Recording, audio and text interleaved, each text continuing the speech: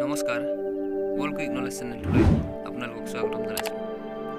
আজি আপোনালোকলৈ গুৰুত্বপূৰ্ণ কেইটামান প্ৰশ্ন উত্তৰ লৈ আহিছোঁ। আহক ভিডিঅ'টো আৰম্ভ কৰোঁ। মহাৰাজ নৰনাৰায়ণৰ আচল নাম কি আছিল?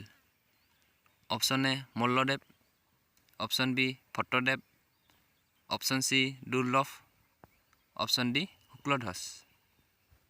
শুদ্ধ উত্তৰ হৈছে option A Malladev. Next question, কছাৰীসকল কি জনগোষ্ঠীৰ লোক? Option A Negroid, option B ককেশীয়, option C Australoid, option D মংগোলীয়। শুদ্ধ উত্তৰ হৈছে অপশ্যন ডি মংগোলীয়। নেক্সট কুৱেশ্যন, নৰনাৰায়ণৰ ৰাজত্বকালত অহা ইংৰাজ পৰ্যটকজন কোন আছিল? Option A Ralph Fitch, option B Lord Curzon, option C Lord Ripon, option D lord Bentinck.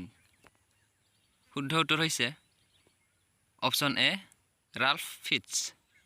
Next question, চুকাফাৰ সমসাময়িক কছাৰী ৰজাজন কোন আছিল? Option A Gobinda Chandra, option B Chandradhwaj, option C Bicharpatika, option D ওপৰৰ এটাও নহয়। শুদ্ধ উত্তৰ হৈছে option C Bicharpatika. Next question, কোনজন চুতীয়া ৰজাৰ দিনত চুতীয়া ৰাজ্যখনৰ পতন হয়? Option A Dhirnarayan, option B Nitipal, option C Naranarayan, option D ওপৰৰ এটাও নহয়। শুদ্ধ উত্তৰ হৈছে option B Nitipal. Next question, কোন চনত চুতীয়া ৰাজ্যৰ পতন ঘটিছিল? অপশ্যন এ 1520 চনত, অপশ্যন বি 1570 চনত, অপশ্যন চি 1524 চনত, অপশ্যন ডি 1540 চনত। শুদ্ধ উত্তৰ হৈছে অপশ্যন চি 1524 চনত। নেক্সট কুৱেশ্যন, শংকৰদেৱক কোনজন ৰজাই ধৰ্ম প্ৰচাৰত সহায় কৰিছিল? Option A Sukaphaa, option B Biswasingha, option C Naranarayan, option D Chakradhwaj Singha. শুদ্ধ উত্তৰ হৈছে option C Naranarayan. Next question, আটাইতকৈ কম বয়সৰ আহোম ৰজাজনৰ নাম কি আছিল? অপশ্যন এ চুহুংমুং, option B Shivasingha, option C Sukaphaa, option D Ratnadhwaj Singha. শুদ্ধ উত্তৰ হৈছে option D Ratnadhwaj Singha.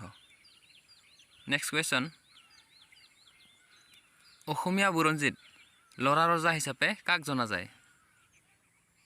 Option A Ratnadhwaj Singha, option B Naranarayan, option C চুহুংমুং, অপশ্যন ডি চুকাফা। শুদ্ধ উত্তৰ হৈছে option A Ratnadhwaj Singha. Next question, Hindu ধৰ্ম গ্ৰহণ কৰা প্ৰথম আহোম ৰজাজনৰ নাম কি আছিল? Option A Sulikphaa, option B Shivasingha, option C Ratnadhwaj, option D চুহুংমুং। শুদ্ধ উত্তৰ হৈছে অপশ্যন ডি চুহুংমুং। ভিডিঅ'টো শেষলৈ চোৱাৰ বাবে ধন্যবাদ।